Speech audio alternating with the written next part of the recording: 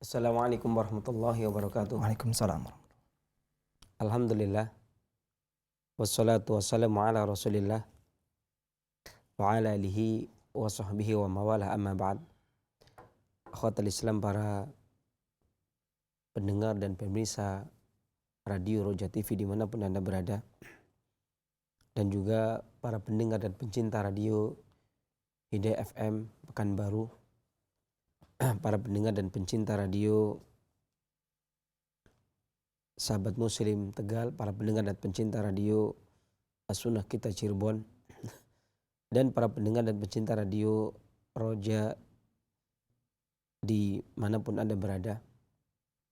Kita panjatkan segala puji syukur kita kepada Allah Subhanahu wa taala yang telah melimpahkan karunia-Nya kepada kita, melimpahkan hidayah dan taufiknya, kesempatan dan kesehatan, sehingga di pagi menjelang siang hari ini kita dipertemukan kembali oleh Allah Subhanahu wa taala. Kemudian salawat serta salam semoga selalu senantiasa dicurahkan kepada junjungan kita Nabi besar Muhammad sallallahu alaihi wasallam, kepada para keluarga-keluarganya, kepada para sahabat-sahabatnya, kepada para tabi'in, tabi'ut tabi'in, dan seluruh pengikut-pengikutnya yang senantiasa istiqomah di dalam menapaki sunnahnya hingga yaumul qiyamah.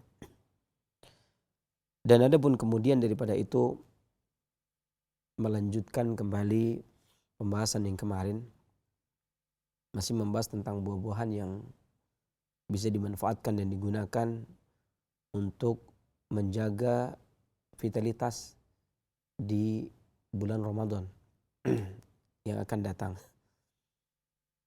Maka terkadang kita kedatangan sakit, baik itu kelemahan stamina atau sakit yang menimbulkan terlukanya badan, terlukanya organ, yang kemudian menyebabkan terhalangnya kita untuk beribadah, berpuasa.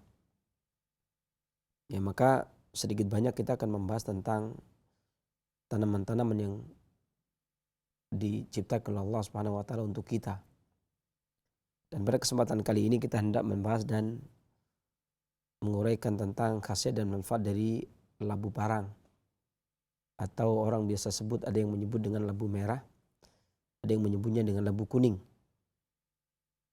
di mana daerah Melayu pada umumnya menyebutnya dengan labu merah atau labu kastela, dan di Ambon orang menyebutnya labu Ambon, ada yang menyebut juga labu merah, labu parang.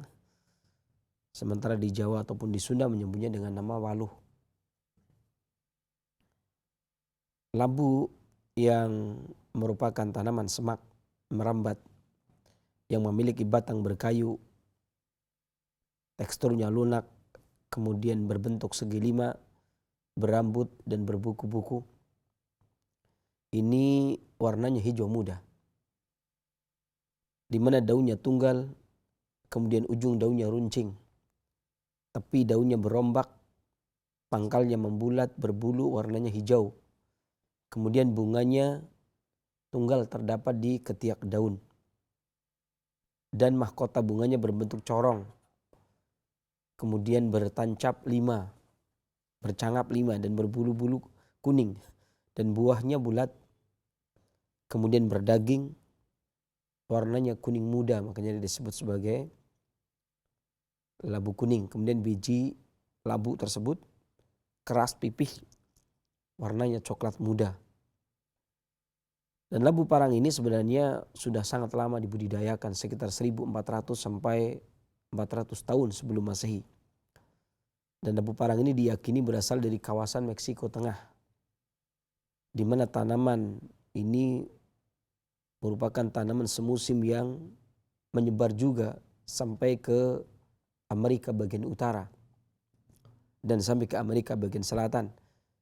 Selanjutnya spesies ini dibawa ke kawasan Eropa, dibawa ke kawasan Asia, dibawa ke kawasan Afrika, baru tersebar di sana. Dan dibanding dengan labu-labu lain, maka labu parang ini banyak sekali ditemukan di Asia Tenggara, dikarenakan gampang beradaptasi dengan kawasan tropis yang berdataran rendah. Dan labu merah ini ditanam kadang menjadi tanaman liar yang berada di padang belukar atau terkadang ditanam di perkebunan, dikarenakan tanaman ini merupakan jenis tanaman yang tumbuh menjalar dan menyelusuri tanah daripada dia menggantung. Hal ini maka kalaupun kita menggunakan kebun untuk menanam, maka membutuhkan lahan yang luas ya, untuk penanaman tersebut. Adapun distribusi jenis ini maka banyak sekali tersebar di Jawa dan di Maluku. Dan labu ini diperbanyak dengan menggunakan bijinya. Adapun bagian yang digunakan sebagai pengobatan adalah buah serta bijinya yang sering digunakan. Adapun penggunaan biji ini yakni dikumpulkan pada musim panas dan musim gugur pada negeri yang memiliki 4 musim. Kemudian diambil bijinya, dicuci bersih, kemudian dijemur sampai kering.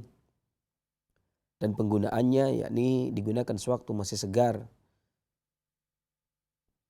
Hal ini lebih berkhasiat. Walaupun demikian dapat juga digunakan dengan cara dihaluskan bubuk yang mentah, kemudian dijemur kering, kemudian dihaluskan, kemudian disangrai terlebih dahulu juga bisa, kemudian diseduh sebagaimana menyeduh kopi. Atau boleh juga dengan cara direbus, dijemur kering kemudian direbus, kemudian dimakan atau ditumis. Adapun buahnya itu juga dimanfaatkan selagi matang, kemudian dimanfaatkan dengan beberapa macam cara. Ada yang dimasak sebagai kolak, ada juga yang digunakan sebagai jus ya.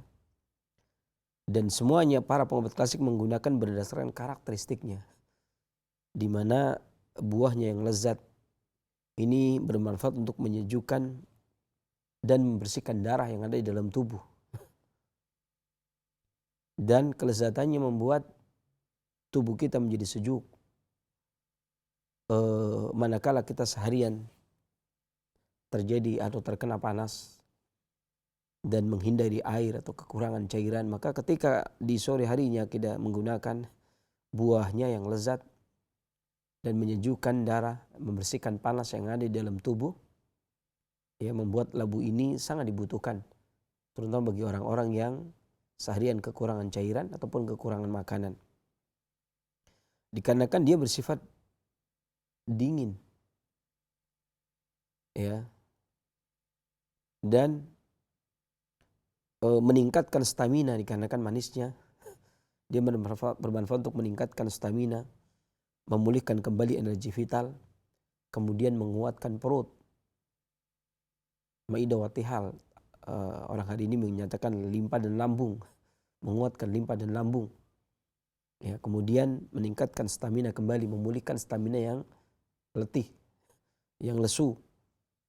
Ya, kemudian menyejukkan darah, membersihkan darah, memperlancar peredaran darah,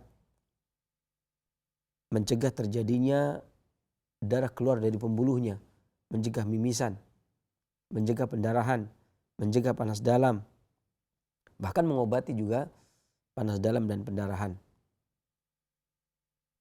Kemudian juga meredam panas yang bersifat racun yang sudah teramat sangat. Adapun bijinya bermanfaat untuk menghangatkan tubuh, yakni menghangatkan organ tubuh bagian dalam, menghangatkan organ tubuh bagian dalam sehingga bisa mencegah terjadinya penyakit-penyakit yang disebabkan karena dingin, dikarenakan bekuan darah, terlalu dinginnya darah, dan bisa digunakan untuk memperlancar peredaran darah, bisa digunakan untuk memperlancar bekuan-bekuan darah. Kemudian juga bisa digunakan untuk mempermudah buang air besar, mengatasi gangguan-gangguan yang ada pada perut. Masuk ke dalam perut kemudian dia menghangatkan, membunuh cacing. Dan sifatnya yang hangat menghangati tubuh, kemudian dia juga baik untuk lambung dan usus besar. Sangat baik untuk gangguan-gangguan lambung yang terutama ada keluhan susah buang air besar.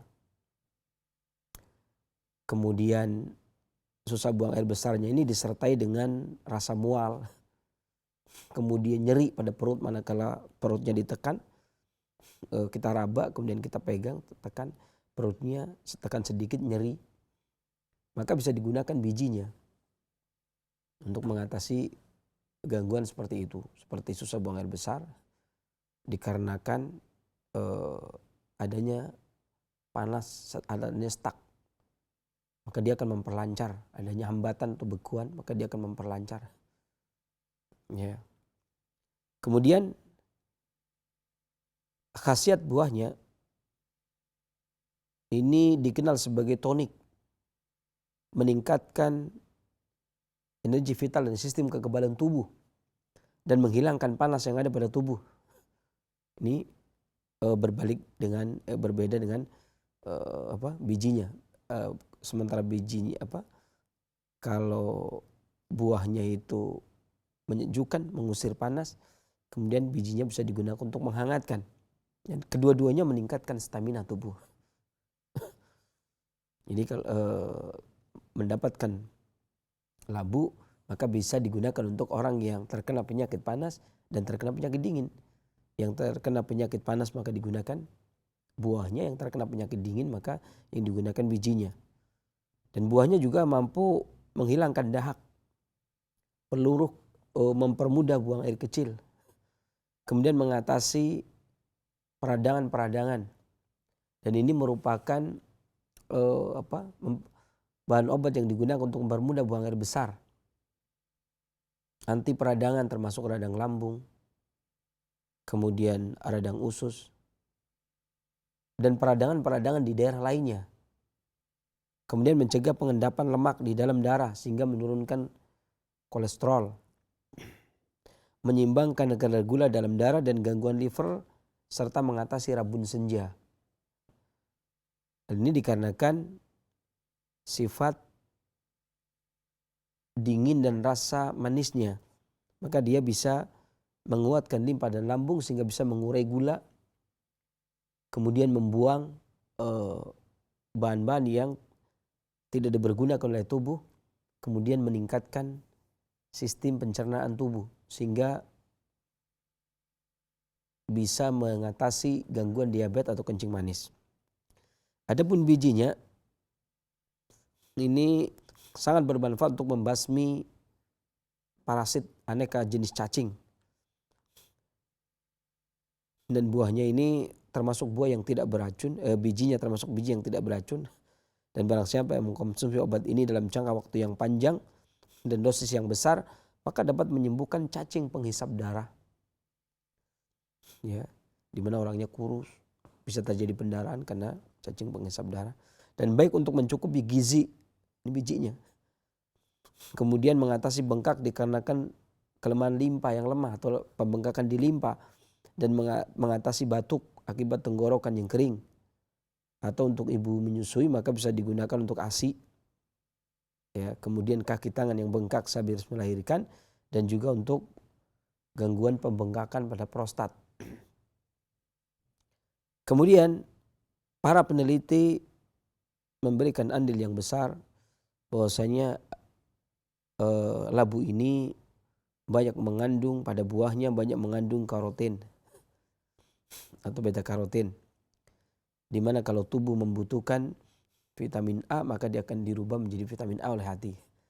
Mungkin ini kata para peneliti yang menyebabkan labu ini bermanfaat untuk mengatasi gangguan-gangguan penyakit liver serta menajamkan pandangan mata, mengatasi gangguan mata. Juga ada kandungan adenina, asparagin, trignolina, kukurbiten, ya, kemudian bitaxantin. Kemudian juga mengandung asam linoleat, asam palmitat, ya, kemudian mengandung sterol, kemudian juga mengandung karbohidrat sehingga layak dijadikan pengganti nasi. Ya. Serta mengandung serat dan protein dan banyak vitamin seperti vitamin A, B1, B2, vitamin C, serta vitamin E, di mana semuanya memberikan manfaat yang besar bagi tubuh. Bahkan vitamin C ini meningkatkan stamina tubuh. Vitamin E-nya mencegah penuaan dini, termasuk antaranya zat besinya, ya, sangat baik untuk meningkatkan stamina. Kalsium dan fosfornya untuk mencegah penuaan dini, mengisi kepadatan tulang. Ya, kalium mengandung juga magnesium, kalium, seng, selenium, dan sodium. Sementara bijinya juga banyak mengandung lecitin, resin, minyak lemak, dan gula. Dan pada penggunaan biasanya buah ini sering digunakan untuk mengatasi panas-panas yang beracun, seperti gangguan panas dalam, sindrom stenia panas atau berlebihnya panas pada tubuh.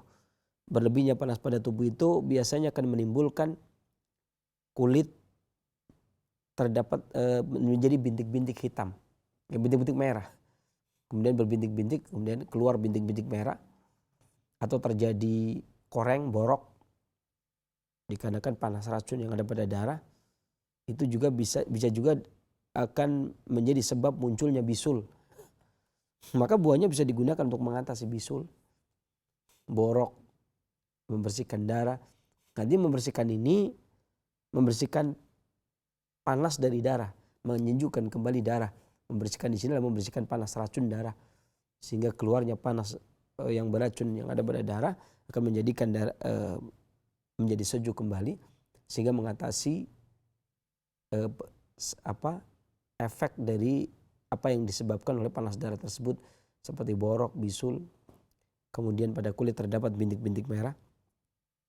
Ya, dan dapat mengatasi gangguan kencing manis yang disebabkan karena kelemahan limpa, dan mengatasi sembelit, terutama mengatasi sembelit ini dari gangguan panas dalam yang berlebih atau sindrom stenia panas, panas dalam yang berlebih pada tubuh.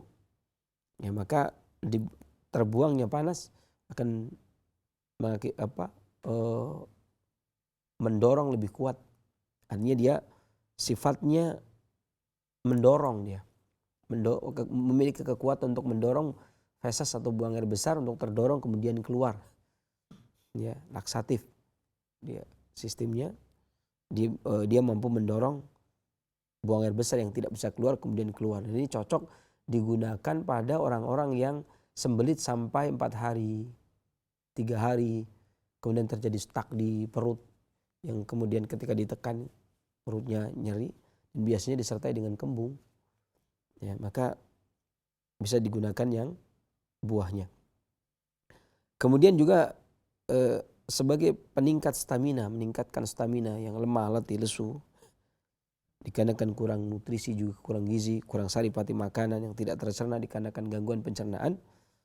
Sementara bijinya itu biasa digunakan juga untuk mengatasi kaki gajah, dengan cara sebagaimana bikin kopi, ya, kemudian mengatasi dia juga digunakan sebagai obat cacing seperti cacing pita, cacing tambang, dan pembasmi serangga. Kalau untuk tanaman dia bisa digunakan untuk pembasmi serangga, tetapi dia juga bisa digunakan untuk mengatasi sakit, labu ini sakit dikarenakan gigitan serangga tetapi getahnya. Ya, sementara kalau bijinya dia bisa untuk membasmi serangga dan merawat infeksi kulit, adanya infeksi yang ada pada kulit, dan mengatasi pembengkakan. Nah, ditumbuk seperti digoreng, disangrai, kemudian ditumbuk, kemudian ditaburkan untuk kulit-kulit yang infeksi dan mengatasi pembengkakan. Kemudian akarnya bisa digunakan untuk mengatasi batuk. Kemudian keracunan opium. Kalau orang yang perokok pasif, yang di sampingnya para perokok, mereka keracunan. Ya, maka dia bisa juga. Kemudian mengatasi mual dan pelancar ASI. Akarnya juga. Sementara getahnya biasa digunakan untuk pengobatan luar, untuk mengobati gigitan serangga yang berbisa, kemudian mengatasi bahkan mengobati gigitan ular berbisa. itu juga bisa digunakan dengan menggunakan getahnya. Ini getah labu. Sementara buah ini di India, buah ini sering digunakan untuk mengatasi luka bakar, pembengkakan yang melepuh, luka-luka yang melepuh, kemudian abses, ya, pembengkakan, bisul bernanah, ya, bisul biasa, migrain, sakit kepala sebelah, kemudian neuralgia atau nyeri akibat masalah saraf. Dan di Thailand maupun di Tionghoa, labu ini juga sering digunakan sebagai obat. Artinya ini akrab sekali digunakan sebagai obat. Adapun dosis secara umum yang digunakan buahnya biasanya secukupnya sekitar 250 gram buahnya itu di jus, ya, kemudian di jus dengan 100 cc air, blender, kemudian diminum atau direbus atau dikukus lalu dimakan atau dibikin kolak biasanya, kemudian atau dikeringkan, kemudian dijadikan bubuk, selanjutnya diseduh dan dapat diminum. Ini juga yang dimaksud adalah bijinya, yakni dikeringkan kemudian dijadikan bubuk, kemudian diseduh diminum sebagaimana minum kopi sekitar 60 sampai 120 gram. Ya, dan bisa juga menggunakan sekitar 1 sendok teh, ya. Batas maksimalnya 1 sendok makan juga boleh. Ya, adapun sering digunakan juga untuk, artinya secara umum dia biasa digunakan untuk mengatasi bisul, cacing pita, kencing manis, kolesterol, gigitan serangga berbisa, gigitan ular berbisa, termasuk mengatasi sembelit. Ya. Kemudian juga ada beberapa penelitian yang meneliti tentang labu ini, yakni di tahun 2008 dilakukan uji efektivitas terhadap sari labu merah untuk menurunkan kadar kolesterol di dalam darah. Yang digunakan adalah tikus putih yang diberi diet tinggi lemak.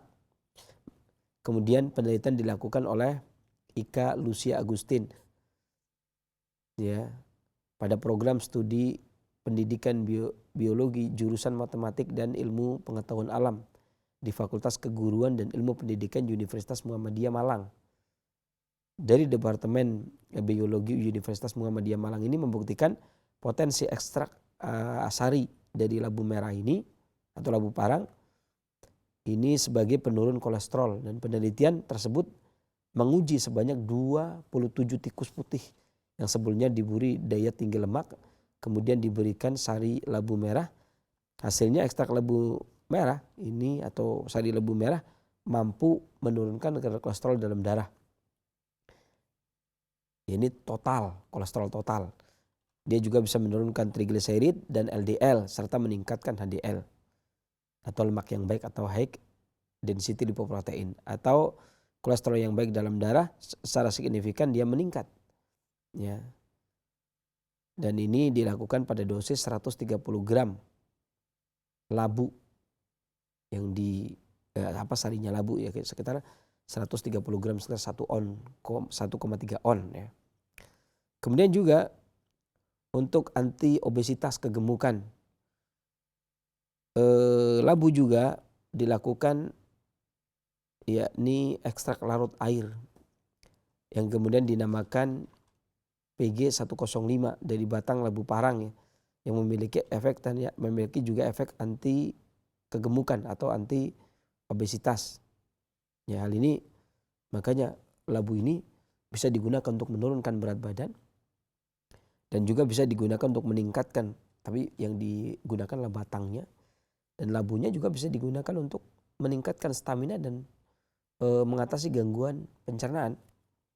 Ya, dan ini membuktikan bahwasanya labu ini sangat banyak sekali digunakan, dari buahnya, bijinya, akarnya, getahnya sampai kepada batangnya. Ya, ini banyak sekali yang digunakan. Ya, baik dia secara sendiri ataupun dicampur dengan bahan-bahan obat yang lain.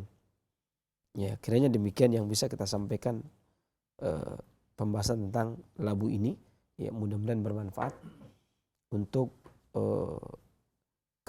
nantinya kita ketika di bulan Ramadan kita bisa menggunakan, ya, baik itu dikarenakan kolesterol yang tinggi atau dikarenakan diabetes atau atau memang ibu menyusui, ya, pada bulan Ramadan ya. Kemudian mengatasi gangguan demam atau mencegah terjadinya agar kita tidak meriang, tidak jadi demam, tidak mimisan dan sebagainya, maka buah ini layak untuk dijadikan menu pada buka saum di bulan Ramadan ini.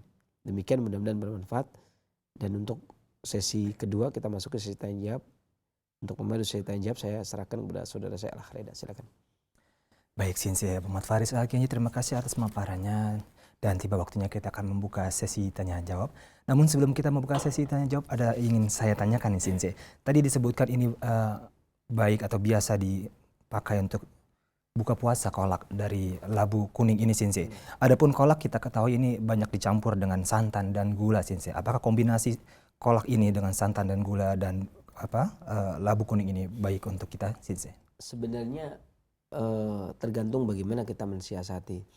Adapun gula merah maka tentunya bagi orang diabetes tidak boleh ya. Kalau dibikin kolak untuk orang diabetes tentunya tidak boleh. Tetapi kalau buat meningkatkan stamina maka tidak ada masalah. Kalau tentunya dengan menggunakan gula merah. Ini yang pertama. Kemudian adapun menggunakan santan ini, kalau penggunaan santan ini kita rebus bersama santannya sampai kemudian mendidih, maka daya penurun kolesterolnya, penurun lemaknya labu akan hilang ya. Artinya berkurang, balance, seimbang dengan masuknya santan, berarti dia tidak menurunkan kolesterol dalam darah. Tetapi tujuan ketika membuat kolak adalah untuk meningkatkan stamina. Ya. Kemudian menyejukkan badan ya, mengatasi lemah letih lesu dan mencegah terjadinya demam, maka tercapai. Ya. Adapun kalau memang kita hendak memanfaatkan agar labu ini bisa digunakan menu, bisa menghilangkan lemak di makanan yang lain ya, yang mungkin dikonsumsi, maka bisa santannya itu dengan cara diparut kemudian diseduh pakai air hangat ya, kemudian diperas, tidak usah direbus bersama.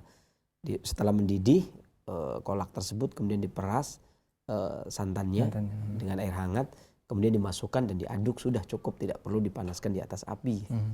Ya, ataupun kalau memang mau di atas api ya diperas sebentar ya, diperas setelah selesai sebentar, nggak sampai mendidih ya, peras selesai meras ya sudah, jangan sampai kemudian mendidih di atas api. Dan yang paling bagus memang diperas belakangan ya. Tapi mungkin enak dan nggak enaknya ini ya salah. Tapi ya kalau tujuan untuk puasa tadi meningkatkan stamina, menjaga agar terhindar dari haus ya, kemudian staminanya tidak loyo, maka tercapai. Insyaallah. Demikian. Baik, terima kasih Insi atas jawaban serta solusinya. Dan kami akan kembali mengundang Anda di 0218236543 bagi Anda yang ingin berkonsultasi kepada Sinse di sesi kedua ini. Silakan menghubungi kami di 0218236543. Silakan kami buka. Nah, halo. Halo. Halo, assalamualaikum. Waalaikumsalam warahmatullahi. Dengan siapa di mana Bapak? Dengan Bapak Basar di Selapan. Di mana Bapak? Mohon maaf. Di Palembang. Di Palembang. Baik, silakan Bapak. Assalamualaikum, Sensei. Waalaikumsalam warahmatullahi. Oh, saya menanyakan ini, Sensei. Saya ini mengeluhkan seringkali buang air kecil begitu. Apakah bisa labu merah ini untuk meredam terlalu banyak kencingnya begitu? Mari tanyakan Sensei. Cukup? Baik. Ada satu lagi, Sensei, boleh satu lagi? Mohon maaf Bapak Bakar, mungkin satu saja pertanyaannya. Oh iya. Baik, terima kasih Bapak Bakar atas interaksinya. Assalamualaikum. Waalaikumsalam warahmatullahi wabarakatuh. Silakan. Sebenarnya saya katakan tadi bahwasanya buah lebu merah ini digunakan untuk peluru kencing. Ya. Karena dia bersifat sejuk ya, dingin. Dia bersifat laksatif, mendorong buang air besar juga mendorong buang air kecil. Jadi bukan dia menghentikan kencing, tapi dia memang peluru air kencing. Dan rata-rata bahan obat yang sifatnya sejuk kebanyakan ini mempermudah buang air kecil ya.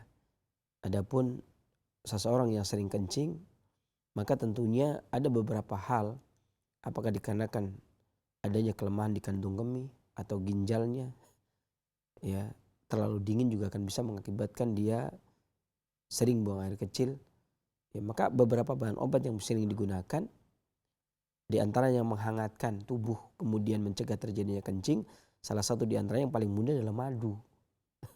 Madu ini sangat mudah dan efektif, di mana madu ini manisnya dikenal higroskopis, menyerap air sehingga mempertahankan agar air tidak segera keluar. Dan yang paling penting adalah jangan minum es atau air-air yang keluar dari kulkas atau yang dingin, karena hal itu akan memancing timbulnya keinginan untuk buang air kecil. Ya, jadi minum madu ketika sendok makan bangun tidur mau tidur ini juga bisa untuk mempertahankan agar tidak mudah untuk buang air kecil, baik beser ataupun suka ngompol pada anak-anak.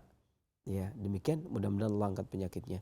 Selanjutnya. Baik. Adapun anyang-anyang Sensei, yang kencingnya keluarnya sedikit-sedikit itu. Adapun anyang-anyang ini tentunya beda dengan yang Beser. tadi. Ini masih bisa menggunakan labu tadi, dibikin direbus atau dikukus kemudian makan labu, dan dia lebih cenderung untuk memperlancar karena anyang-anyang butuh perlancar, maka dia bisa menggunakan rebusan labu kemudian dimakan, atau bahan-bahan lain seperti semangka atau melon ya yang sejuk dan dingin, dan dia lebih bisa untuk mendorong dan memperlancar buang air kecil.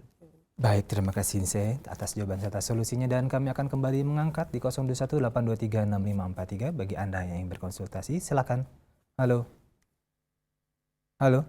Halo, Assalamualaikum. Waalaikumsalam warahmatullahi, dengan siapa di mana Ibu? Saya Bu Nur di Bintaro. Silakan Ibu Nur. Ya, Assalamualaikum warahmatullahi wabarakatuh. Waalaikumsalam warahmatullahi wabarakatuh. Saya usia saya sekarang 56 tahun. Saya menopause umur 52 tahun. Sejak itu kan banyak keluhan. Salah satu di antaranya nih, bahu sebelah kiri saya itu sering sakit terus berat begitu. Utamanya kalau habis sholat subuh. Itu kenapa ya Ustadz? Pertama, yang kedua, untuk menurunkan kolesterol mohon diulang lagi Ustadz dengan pengobatan itu tadi labu. Terima kasih. Assalamualaikum. Baik, terima kasih Bu Nur. Waalaikumsalam warahmatullahi wabarakatuh. Silakan. Adapun untuk menurunkan kolesterol ya seperti yang tadi berhubungan dengan materi dan pertanyaan, Ibu bisa menggunakan 1 kilo daging buah labu merah, kemudian dikukus ya tanpa kulit dan tanpa biji dengan 1 liter air. Jadi dikupas labu merah, kemudian diambil dagingnya saja, buang juga bijinya, tidak tanpa biji dan tanpa kulit, kemudian dikukus ya dengan 1 liter air, dan kukus selama kurang lebih 30 menit sampai daging menjadi lunak.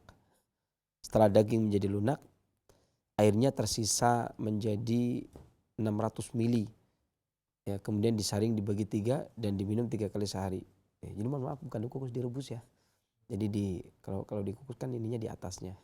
Jadi 1 kilo labu tersebut direbus dengan 1 liter air sampai dagingnya menjadi empuk, airnya tersisa menjadi 600 mili, kemudian menjadi 3 gelas, artinya berarti airnya sekitar 5 gelas, kemudian merebus labu sampai menjadi airnya tersisa menjadi 3 gelas, kemudian disaring dibagi 3, kemudian diminum 3 kali sehari, sekali minum 1 gelas. Ya, demikian. Mudah-mudahan Allah angkat penyakitnya. Amin. Dan bermanfaat juga bagi para pendengar dan pemirsa yang lainnya. Selanjutnya.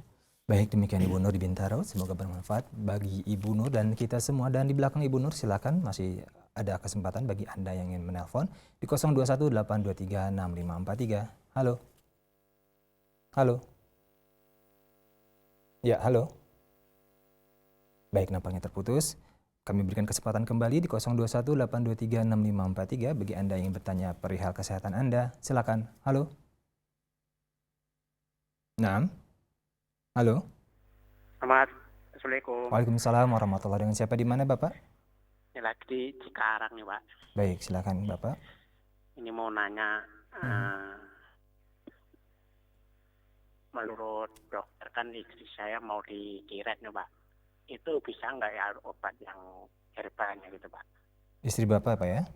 Iya Pak, terima kasih. Ini kiratnya dikarenakan baik, kenapa sudah terputus? Kita juga nggak tahu kiratnya kenapa? Karena tentunya yang tahu yang memeriksa Bapak. Betul. Yang tahu yang meriksa ketika dokter, oh kiranya karena apa. Dokter ini merupakan dokter-dokter adalah pengobat-pengobat yang kompeten ya. Jadi ketika beliau-beliau ini menentukan, oh ini harus begini. Alasan untuk dikirat Ya, gitu. maka alasan untuk dikiratnya pun sesuai dengan keilmuan yang sudah kompeten di bidangnya. Ya, kiratnya karena apa, penyebabnya apa, kok bisa kan nggak mungkin nggak ada masalah apa-apa kemudian Betul. dikiratkan mungkin. Dan siapa yang memeriksa maka dia yang lebih layak untuk memutuskan jalan keluarnya. Betul. Demikian Pak, mudah-mudahan Allah Amin. permudah urusannya ya bagi pendengar yang lainnya juga selanjutnya. Baik, terima kasih Sinse jawaban serta solusinya, dan kepada Bapak mohon maaf tidak bisa kami jawab ataupun Sinse jawab dikarenakan juga pertanyaan Bapak tadi kurang jelas. Mungkin Bapak mau menelpon lagi silakan, ataupun bagi Anda yang ingin bertanya silakan di 0218236543. Silakan. Halo. Halo. Ya. Ya. Kami mau tanya. Mohon maaf Ibu, salamnya Ibu. Saya dari Bandung. Oh ya Ibu. Ya. Mau tanya ini labunya tolong digambar, kurang jelas kalau gitu mah itunya aja, ceritanya aja kan, kalau labunya yang gimana gitu. Labunya Ibu tahu waluh? Kenapa? Waluh yang biasa dikolak beli bulan Ramadan. Oh, yang merah yang besar itu? betul. Oh iya, ya. Betul, bukan. Makasih. Baik, terima kasih Ibu. Assalamualaikum. Waalaikumsalam warahmatullahi, singkat sekali ya. Ya. Kita lanjut dengan pertanyaan dari telepon, silakan di 0218236543. Silakan. Halo. Nah, halo. Iya, nampaknya kita akan beralih ke pesan singkat. Banyak sekali pertanyaan yang telah masuk. Sinse, Assalamualaikum warahmatullahi wabarakatuh. Anak saya berumur 9 bulan, bawaannya selalu lemas dan sekarang rambutnya seperti ada pitak-pitaknya dan seperti tumbuh 9 bulan. 9 bulan. Dan ada pitak-pitaknya dan seperti tumbuh ketombe. Sudah diberikan oleh orang tuanya minyak kelapa, namun akhirnya tumbuh bintik-bintik merah, Sinse. Apakah ada solusi untuk anak tersebut? Silakan. Ya. Sebenarnya kalau untuk rambut itu lebih bagus minyak zaitun. Minyak zaitun ini kalau dioleskan pada rambut akan menjadi lebat, menjadi bagus. Ya, kemudian juga mematikan kutu dan ketombe. Kalau pada anak kecil, kalau pada orang dewasa maka madu juga bagus, membuat rambut juga berkilau, kemudian tumbuh subur. Tetapi pada orang dewasa, tapi pada anak kecil, maka zaitun bermanfaat buat anak kecil kalau dioleskan pada rambut anak-anak. Ya, dan ini bisa dilakukan setiap sehabis mandi anak-anak kecil ini, kemudian bisa diminyaki, ditonik pakai minyak zaitun. Ya, dan ini insya Allah lebih terjaga, lebih bisa membuang ketombenya, membersihkannya, melembabkan kulit kepalanya. Ya, demikian mudah-mudahan bermanfaat juga bagi yang lainnya selanjutnya. Baik, terima kasih Sinse jawaban serta solusinya. Demikian pertanyaan dari Umu Abdillah telah dijawab oleh Sinse, semoga bermanfaat dan bagi kita semua. Kami akan kembali bacakan pesan singkat. Kali ini kita bacakan pesan singkat dari pendengar Radio Insani Purbalingga. Assalamualaikum ya Sinse. Saya Wawan dari Purbalingga. Saya ingin bertanya bagaimanakah mengobati kesemutan di bagian kaki, betis hingga paha yang diderita ibu saya. Ibu saya berumur 58 tahun sehingga berjalannya tidak normal. Kesemutannya begitu lama dan kaki beliau rasanya mati rasa. Mohon jawaban dari Sinse, silakan. Ada beberapa hal ya yang menyebabkan seseorang menjadi mati rasa atau kaki kebas, baal, kesemutan. Bisa juga dikarenakan peredaran darah yang tidak sampai, bisa jadi terhambatnya energi vital, bisa jadi dikarenakan kelemahan dari fungsi tihal, limpa ataupun lambung, kelemahan fungsinya sehingga tidak bisa mendistribusikan cairan ke bagian bawah. Dan di bawah juga dikuasai oleh ginjal, bisa juga dikarenakan ginjalnya. Maka banyak hal bisa mengakibatkan baal. Bahkan banyak juga orang yang kemudian menderita diabetes kemudian terjadi baal karena kelemahan dari limpa. Saya katakan tadi, diabetes yang disebabkan oleh sindrom kelemahan astenia limpa atau lemah dari limpa akan menyebabkan limpa tidak mampu mendistribusikan cairan termasuk ke bawah, tidak mampu. Hal ini akan menyebabkan tidak sampainya cairan ataupun darah ke bagian kaki, akan menjadi baal, kesemutan, mati rasa. Ya, ada pun beberapa bahan obat yang bisa digunakan. Ibu, bapak bisa membikinkan obat buat ibunya, yakni dengan cara menggunakan 3 lembar daun salam, ya, 3 lembar daun salam, kemudian ditambah dengan 1 ibu jari lengkuas, 3 lembar daun salam, kemudian ditambah dengan 1 ibu jari lengkuas, kemudian ditambah dengan 1 ibu jari temulawak, tambah dengan 1 ibu jari temulawak, kemudian ditambah dengan 1 sendok teh adas. Ya, orang Purbalingga bilang adas pulau waras. Ya, bisa ditambah 1 sendok teh adas. Kemudian direbus. Semua bahan ini direbus dengan 3 gelas air sampai tersisa menjadi 2 gelas air. Rebus dengan 3 gelas air sampai tersisa menjadi 2 gelas air. Kemudian disaring dibagi 2. Kemudian diminum pagi dan sore. Ini untuk mengatasi gangguan limpa atau memperlancar peredaran darahnya. Adapun untuk obat luarnya maka bisa menggunakan jahe, kemudian diparut, kemudian dibalurkan pada bagian kaki yang terasa baal, kesemutan dan mati rasa tersebut. Kemudian biarkan selama kurang lebih sekitar 30 menit atau sampai hawa hangatnya hilang. Kemudian menjelang mau tidur, dilakukan 2 jam menjelang mau tidur. Dan setelah mau tidur kemudian baru dibersihkan pakai air hangat. Kemudian tidur, dan ini dilakukan setiap menjelang mau tidur. Ya, setiap hari setelah menjelang mau tidur untuk obat luarnya. Adapun untuk obat dalamnya tadi bisa digunakan pagi, bangun tidur dan mau tidur. Semoga lekas sembuh, Allah angkat penyakitnya dan bermanfaat bagi para pendengar dan pemirsa yang lainnya selanjutnya.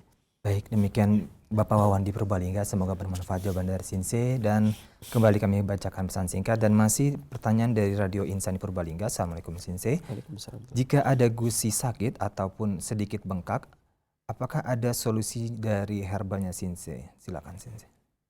Permasalahan gusi bengkak bisa jadi diakibatkan karena panas yang berasal dari limpa ataupun dari lambung. Adapun obat yang bermanfaat digunakan dari luar, Bapak bisa menggunakan 1 buah atau secukupnya buah mengkudu yang sudah putih, kemudian didiamkan sampai dia menjadi lembek, lunak, kemudian diperas ambil airnya. Diperas ambil airnya, kemudian gunakan buat kumur. Peras ambil airnya, kemudian secukupnya gunakan buat kumur. Nah, ini lakukan pagi sore gunakan buat kumur. Ya. Adapun pengobatan yang bisa digunakan dari dalam, maka bisa menggunakan 1 ibu jari kunyit, kemudian ditambah dengan 1 genggam daun beluntas. Ya, orang Purbalingga bilang luntas, beluntas yang biasanya ada di pagar. Di Sunda biasa digunakan buat lalapan, orang Purbalingga biasa digunakan buat pagar. Purbalingga, Purwokerto, Pemalang, Cilacap ini biasa digunakan buat pagar. Ya, luntas orang sana bilang, atau beluntas orang sini bilang. Ini yang daunnya biasa digunakan lalap dan hijau muda. Ambil 1 genggam, kemudian kunyit 1 ibu jari, kemudian direbus dengan 1 gelas air sampai mendidih. Setelah mendidih kemudian disaring, kemudian boleh ditambah dengan madu, kemudian diminum. Ya, bisa dilakukan pagi dan sore. Ini bisa digunakan untuk mengatasi gangguan gusi bengkak dan mengatasi gangguan pencernaan serta menghilangkan bau badan juga. Mudah-mudahan Allah angkat penyakitnya, bermanfaat juga bagi para pendengar dan pemirsa yang lainnya selanjutnya. Baik, terima kasih Sinse jawaban serta solusinya, dan sebelum kami beralih ke pertanyaan penelpon di 0218236543, kami akan bacakan kembali pesan singkat. Telah ada pesan singkat dari Bapak Heri dari Medan. Assalamualaikum Sinse. Saya penderita glukoma yang sudah pada tahap kronis dan dikatakan akan bisa membutakan mata saya. Yang ingin saya tanyakan, apakah ada obat herbalnya untuk mengatasi glukoma yang terjadi pada diri saya? Silakan. Iya. Gangguan mata sebenarnya sangat banyak sekali penyebab dari gangguan mata. Ada kalanya gangguan mata itu dari kolbu, ya, atau dari jantung. Ada kalanya gangguan mata tersebut dari hati, ya. Dan jarang sekali gangguan mata itu dikarenakan gangguan mata itu sendiri atau hanya karena simptom belaka. Sakit dikarenakan bagian yang sakit, bukan. Kebanyakan berasal dari dalam. Sebagaimana kolbu bersedih, air mata menetes. Disebutkan dalam Sahih Bukhari ketika Ibrahim anak Nabi SAW meninggal, Nabi SAW mengatakan, bersabda bahwasanya kolbu bersedih, air mata menetes. Ya, ada hubungan antara kolbu dengan mata. Begitu pula ketika bapaknya Nabi Yusuf, kehilangan Nabi Yusuf, Nabi Yakub, kemudian menyebabkan kesedihan yang teramat sangat, menyebabkan mata beliau alaihissalam menjadi buta. Ya, artinya di sini emosi sangat berkaitan erat, dikarenakan kolbu berkaitan erat dengan mata. Sampai-sampai Imam Ibnu Qayyim al-Jauziyah menyebutkan bahwasanya mata ini merupakan tentara daripada kolbu bagian depan. Dia apa yang dilihat maka dia akan informasikan. Artinya mengobati mata ini sama dengan mengobati kolbu. Maka terlalu panas berlebih pada kolbu, ya, hal tersebut juga akan bisa membuat terjadinya peradangan pada mata. Ya, terjadi gangguan pada mata.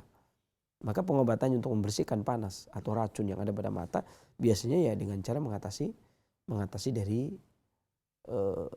kolbu itu sendiri, baik dari sisi memanage emosinya, ya, tidak marah, tidak sedih, lebih sabar, lebih tawakal kepada Allah Subhanahu wa taala. Ini solusi yang tidak bisa ditawar. Ya, dan untuk lebih paham maka datangi kajian, kemudian bertanya kepada ustadz bagaimana mengatasi, bagaimana agar bisa bersabar ketika ketika kita menderita penyakit. Dan itu sangat membantu karena kebanyakan penyakit ini erat kaitannya dengan kolbu. Bahkan bisa dikatakan belum ada satupun penyakit yang kemudian berdiri sendiri, ya, tidak berhubungan dengan kolbu. Ya. Kebanyakan maka permasalahannya di situ, adanya stagnasi energi vital dari hati yang kemudian naik ke mata atau ke organ yang lainnya, itu dikarenakan emosi terlebih dahulu. Ya, itu tindakan awal. Adapun tindakan berikutnya, Bapak juga bisa menggunakan beberapa bahan obat yang bisa diminum. Adapun ditetes saya belum berani menyampaikan karena tidak ada pemeriksaan tentunya. Lebih baik yang dari dalam. Bapak bisa menggunakan satu buah mengkudu, ya, seukuran tangan Bapak, ya, kepalan tangan Bapak, kemudian ditambah dengan satu ibu jari kunyit, ibu jari tangan Bapak, ya, kemudian ditambah dengan satu batang brotowali. Kalau tidak tahu maka bisa tanya tukang jamu keliling gendong.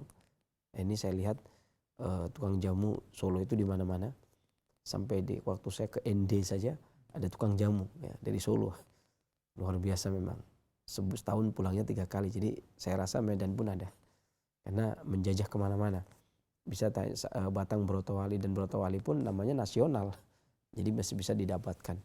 Kemudian satu batang brotowali, satu jengkal batang brotowali, kemudian satu ibu jari kunyit, kemudian satu buah mengkudu. Kemudian direbus semua bahan ini dengan 1 liter air atau 5 gelas air.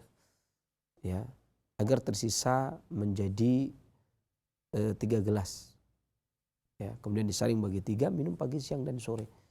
Demikian mudah-mudahan Allah angkat penyakitnya dan bermanfaat bagi para pendengar dan pemirsa yang lainnya. Selanjutnya. Baik, demikian jawaban Sinse. Semoga bermanfaat bagi Bapak dan kita semua yang mendengarkannya. Dan kami akan beralih bagi Anda yang ingin menelpon kami di 0218236543. Kami berikan kesempatan. Silakan. Halo. Waalaikumsalam warahmatullahi. Sebelumnya mohon maaf, mungkin bisa dikecilkan terlebih dahulu volume televisi ataupun volume radionya. Ya. Baik, terima kasih Ibu. Silakan. Assalamualaikum. Waalaikumsalam warahmatullahi wabarakatuh. Dengan siapa di mana Ibu? Saya Ibu Mela dari Depok. Ya, silakan Ibu. Mohon maaf Ibu, mungkin bisa dikecilkan lagi volume radio atau televisinya karena masih ada feedback Ibu. Mohon maaf. Ya. Baik, terima kasih. Silakan.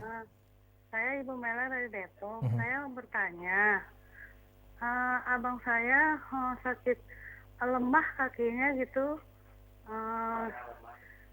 lemah kakinya, terus udah berobat ke akupuntur gitu, tapi masih tetap lemah gitu, ditusuk-tusuk gitu berobatnya gitu, apa itu benar gitu? Lemah kaki. Sudah berapa lama Ibu? Ya? Sudah berapa lama? Baru beberapa bulan ini gitu. Ada orang bilang suruh ke situ gitu. Kata dia kalau mau sembuh sampai 12 kali katanya gitu. Tapi apa itu benar? Terus saya bilang dia selalu menangis gitu. Apa yang dikasih tahu terus nangis terus gitu. Apa yang kita ingat-ingatin nangis terus gitu. Apa itu penyakitnya? Apa bisa berobat ke tempatnya Pak Abu Muhammad gitu? Gimana caranya gitu? Baik, terima kasih. Ya, Assalamualaikum. Waalaikumsalam. Assalamualaikum. Benar, nggak ada salah. Artinya tusuk jarum benar ada. Akupunktur atau tusuk jarum itu ada. Ya, apakah pengobatannya benar ditusuk-tusuk dengan jarum? Iya, akupunktur ya ditusuk dengan jarum. Namanya juga akupunktur. Akupunktur itu maksudnya tusuk jarum, Bu. Jadi bukan apakah benar akupunktur itu pengobatannya dengan ditusuk-tusuk pakai jarum. Iya, memang begitu. Metodenya seperti itu. Memang begitu pengobatannya. Kalau bekam di kop, keluarkan darah. Kalau akupunktur ditusuk pakai jarum ya. Jadi ini sebagai pengetahuan saja Ibu, karena kayak kelihatannya awam sekali dalam permasalahan seperti itu. Jadi memang akupunktur itu ada sejak ribuan tahun sebelum Masehi. Bahkan 3000 tahun sebelum Masehi, 2500 tahun sebelum Masehi sudah ada di Mesir. Ya, kemudian 720 tahun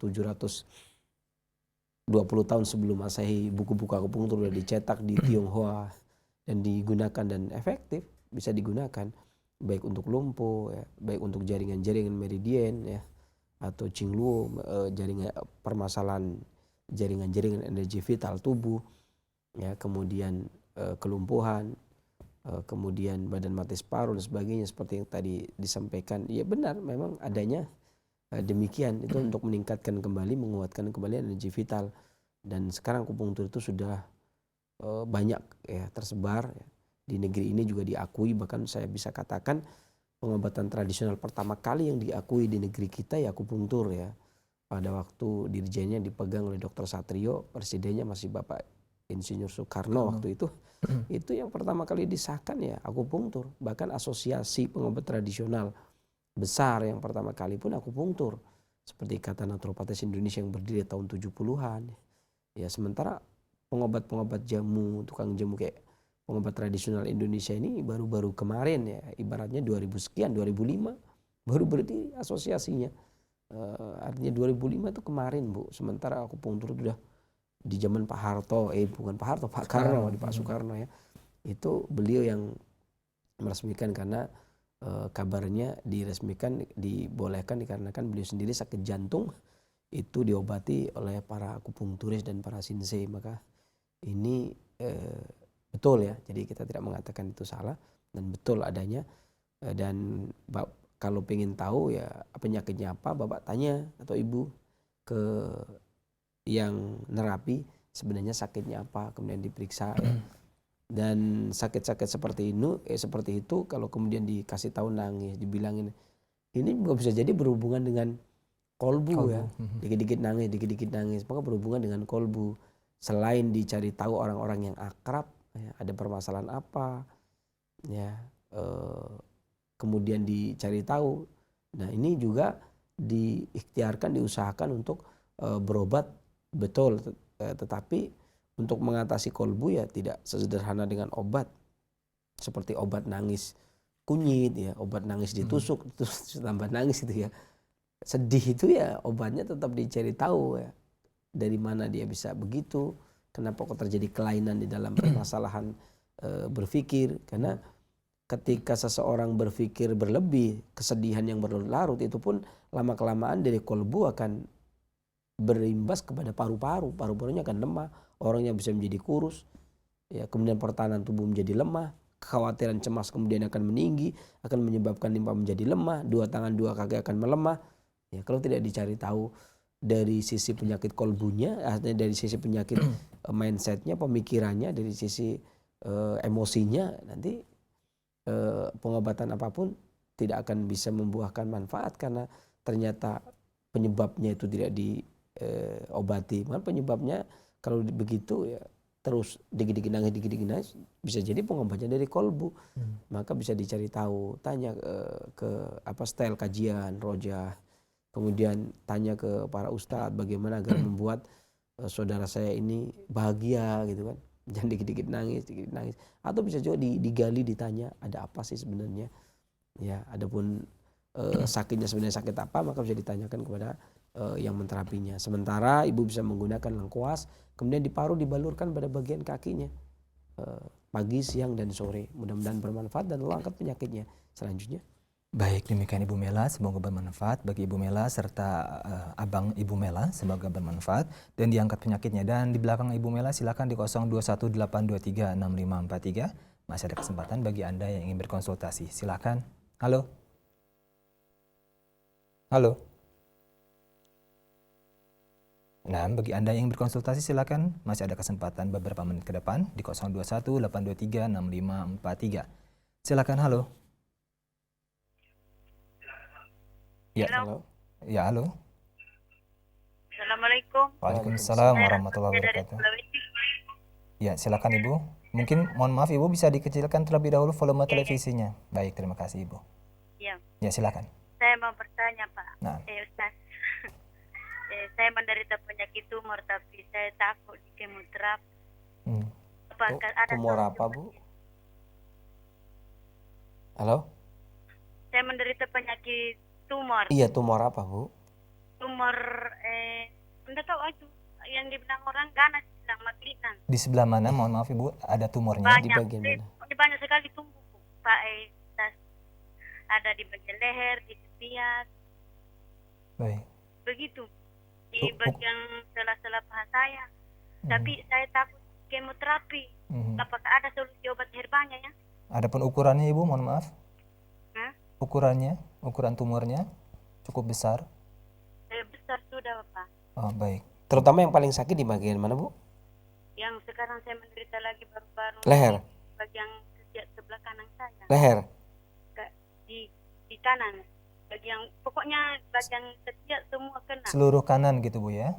Iya. Oh, baik. Baik, terima kasih Ibu atas interaksinya. Iya, tapi saya takut di kemo, itulah saya tanya baik. obat. Baik, semoga dimudahkan Ibu. Baik. Iya. Saya lebih cenderung untuk menjawab penyebabnya dulu. Nah, adapun penyebab penyakit tumor ini sangat banyak sekali. Dan banyaknya ini pada intinya dua. Yang satu adalah makanan, pemicu ya. Kalau adapun penyebab yang paling utama adalah dari dalam, yakni kestabilan emosi. Ya, kekhawatiran yang berlebih, kecemasan yang berlebih, ketakutan berlebih, banyak pikiran berlebih, stres berlebih, depresi berlebih, ini akan mengundang ahlan wasan, mengundang penyakit dari manapun saja datangnya. Ya, tetapi yang akan memicu dan penyebab yang menjadi pemicu yang menjadi penyebab ada dua hal. Yang pertama makanan, yang kedua lingkungan. Adapun makanan, yakni ketika makanan-makanan yang mengandung karsinogen yang memicu timbulnya kanker ini sangat banyak sekali. Ya, disebutkan sangat banyak sekali. Ada penjernih namanya bromida yang bisa terdapat pada minyak-minyakan. Kalau dipanasi lebih dari 100 derajat Celcius, dia akan menjadi trans. Kemudian dia juga akan menyebabkan ada borak yang terdapat di banyak makanan. Ini disebutkan di Badan POM. Ya, di Badan POM disebutkan, bahkan kalau kita di buku Badan POM ya, itu dulu dibagi-bagikan. Ya, ada buku kecil tentang bagaimana dampaknya borak, kemudian formalin. Ini sering dibicarakan. Bahkan bisa juga dibuka webnya Badan POM atau tentang bahan-bahan tambahan BTP, bahan tambahan panganan yang berbahaya. Ya, seperti gula pasir yang dikabarkan kemudian mampu memperbesar timbulnya benjolan-benjolan yang ada pada tubuh ya. Nah, ini bisa di link juga di Badan POM, ada formalin, ada borak ya, kemudian ada pewarna, pengenyal, perenyah. Nah, ini makanan-makanan semua adalah makan-makan yang bisa memicu. Tetapi kalau hanya satu sisi maka tidak akan bisa menjadi. Kelemahan limpa akan menimbulkan dia tidak tercerna. Ketika makanan ini yang mengandung formalin, mengandung borak atau mengandung bahan tambahan pangan, pengenyal, perenyah, kemudian penjernih, kemudian penyedap, ini akan menimbulkan limpa ini tidak mampu mengurai, kemudian akan menjadi dahak ataupun reak. Di mana kondisi tubuh itu lemah, dia akan menjadi masak, benjolan. Ketika tertiup hawa udara yang tidak bersahabat dengan tubuh, maka dia akan menjadi patogen baru, penyakit baru timbul yang dinamakan benjolan. Ya, kemudian dia banyak berakar, beranak pinak dan seterusnya. Dan disebutkan juga bahwasanya penyebab awak udara yang memicu timbulnya kanker diantaranya kanker ataupun tumor diantaranya adalah uap aspal, asap knalpot, asap rokok. Ya, maka pertanyaan besar bagi kita, terus siapa orang hari ini yang kemudian bisa lepas? Ya kan? Kita nggak bisa lepas dari makanan perenyah. Kita nggak bisa lepas dari minyak goreng yang ada penjernihnya. Kita tidak bisa lepas dari makanan tepung-tepung yang ada pemutihnya. Sementara kita juga satu itu penyebab bisa kan timbulnya benjolan, ya, tumor dan sebagainya.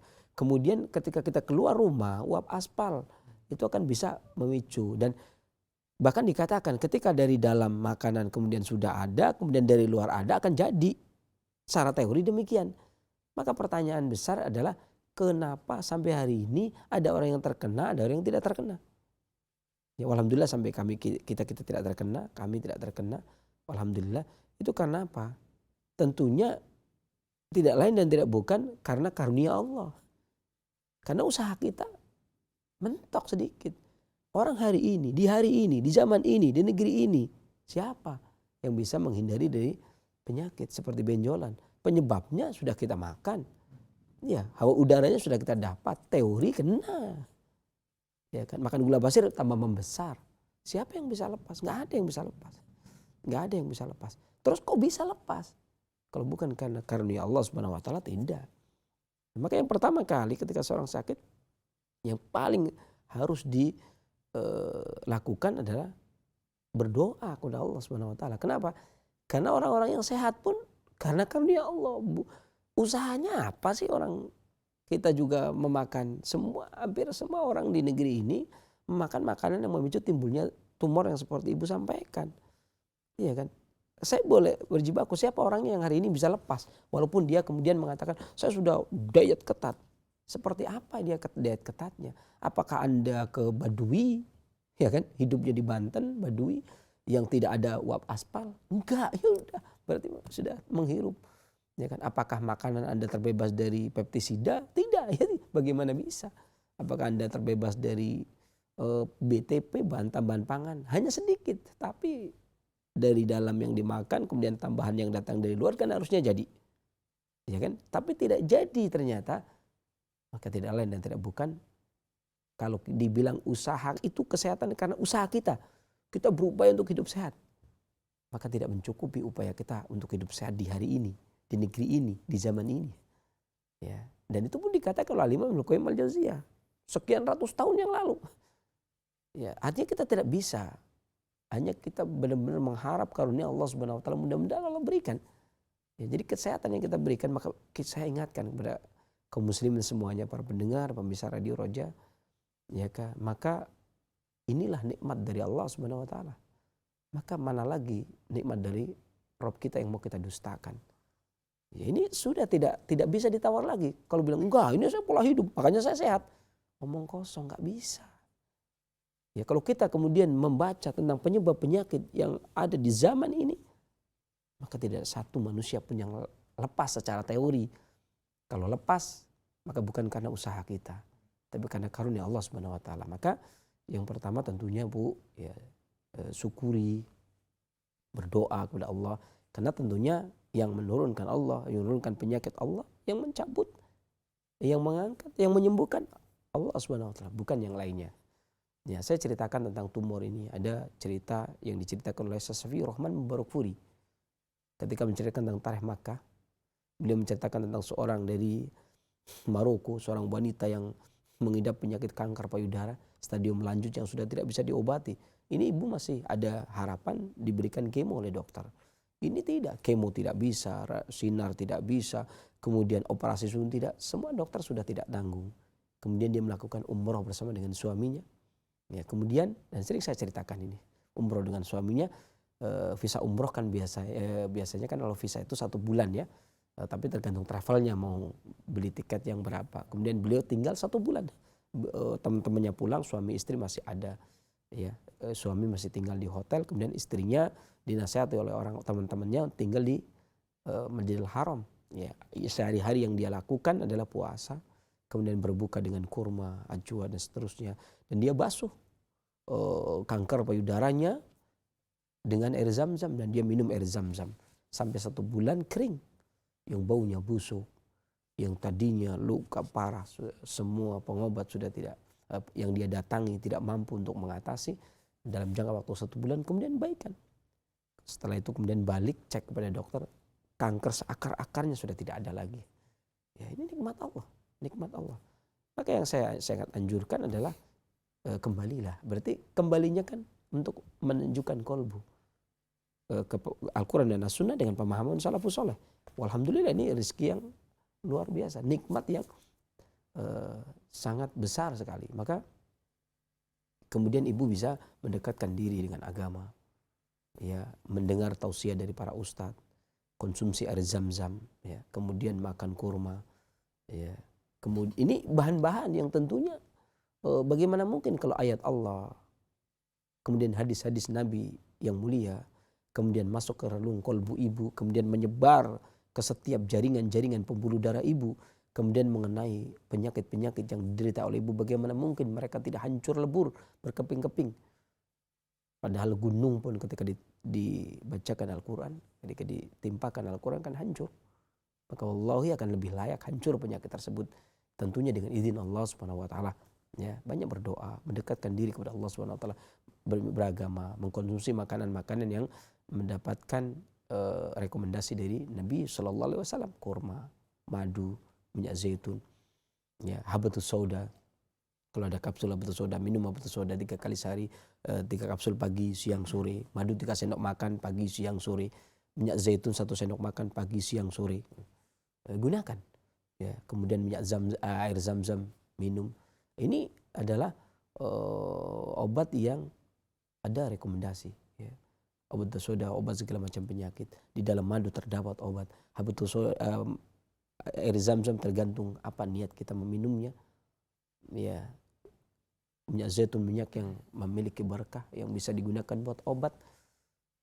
Ya, ini secara umum ibu bisa lakukan yang demikian. Adapun kemo, saya katakan ini pada awalnya berasal dari suatu kandungan yang disebut vincristin dan vinblastin yang diambil dari daun tapak dara.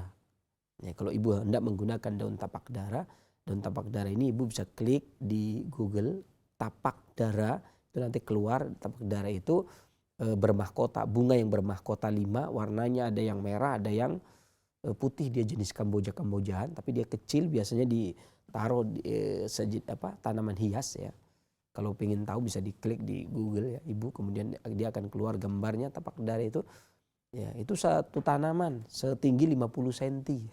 Kemudian direbus, ya, dengan air 2 gelas agar tersisa menjadi 1 gelas, saring minum menjelang tidur. Ya, ini juga bisa digunakan untuk mengatasi tumor, mengatasi kanker, ya. Dan jangan lupa ibu juga menggunakan habatus sauda, 3 kapsul habatus sauda atau 1 sendok teh habatus sauda, ya, kemudian dimakan, kemudian 1 sendok makan minyak zaitun, 3 sendok makan madu, ya, bangun tidur mau tidur lakukan demikian, dan jangan lupa minum air zam-zam. Demikian mudah-mudahan Allah angkat penyakitnya dan bermanfaat juga bagi para pendengar dan bisa yang lainnya. Selanjutnya. Baik, nampaknya pertanyaan dari Ibu dari Sulawesi tadi, pertanyaan terakhir sih, mungkin ada rangkuman, silakan. Ya. Sedikit rangkuman dari saya, ya. Ada beberapa hal yang terlewat tentang labu parang ini. Dia bermanfaat untuk diabetes, tapi dia juga bermanfaat untuk darah tinggi. Bagi orang yang hendak saum kemudian memiliki darah tinggi yang mengganggu, maka bisa labu parang menjadi solusi. Radang ginjal yang dimaksud adalah gagal ginjal, yang fungsi ginjalnya tinggal 30% dan seterusnya, kreatin urium yang tinggi, maka bisa pada bulan Ramadan saya melakukan saum dengan memanfaatkan labu parang untuk menekan kreatin dan uriumnya. Begitu pula untuk peradangan paru, radang paru, ya, kemudian untuk sirosis, hepatitis atau hepatitis A, B, C, dan sirosis hepatitis. Kemudian mengatasi kanker seperti yang ibu katakan tadi, maka pada bulan Ramadan ini layak menunya menggunakan labu parang, ya. dikukus kemudian dimakan. 250 gram ya, dikukus kemudian dimakan ya. Kemudian sembelit susah buang air besar, kata biasanya orang bulan puasa gitu ya. Orang puasa biasanya susah buang air besar ya. Maka labu parang bisa digunakan. Begitu pula buat orang yang diare, mencari terus ya, labu parang juga bisa meningkatkan stamina orang yang lemah, letih lesu juga bisa. Dan untuk mengatasi bagaimana orang yang sakit lambung ini kalau bisa puasa. Saya punya tip untuk orang yang sakit lambung kalau bisa puasa, mudah-mudahan ya. Ini dengan cara 250 gram labu parang direbus dengan air secukupnya hingga labu itu matang, lalu labu itu dimakan. Jadi makan labu ya. Kalau di habis buka boleh, kemudian menjelang sahur juga boleh. Ya, mudah-mudahan bisa menjadi solusi buat orang-orang yang sakit di lambungnya sehingga bisa menjalankan ibadah di bulan Ramadan. Ya, demikian. Mudah-mudahan bermanfaat. Ya, kesimpulan dari saya bahwasanya Allah turunkan penyakit, Allah turunkan penyakit, Allah turunkan pula obatnya, dan Allah yang menyembuhkan semua penyakit yang ada. Dan usaha kita kecil sekali, bahkan hampir bisa dikatakan kita tidak punya usaha untuk menyehatkan badan kita kecuali karena karunia dari Allah Subhanahu wa taala. Mudah-mudahan bermanfaat. Kekurangan dari saya, kesembuhan dari Allah Subhanahu wa taala. Bila taufiq wal hidayah, alhamdulillah rabbil alamin.